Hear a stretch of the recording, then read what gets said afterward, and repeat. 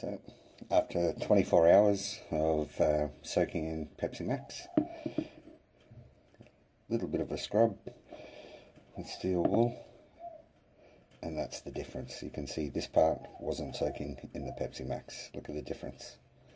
It's amazing. So now I'll just use the Pepsi Max.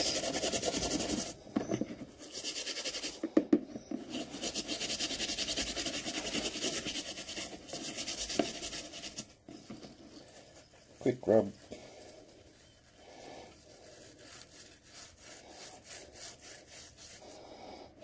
Look at that. Tools. Just use Pepsi Max or Coke and that'll do it.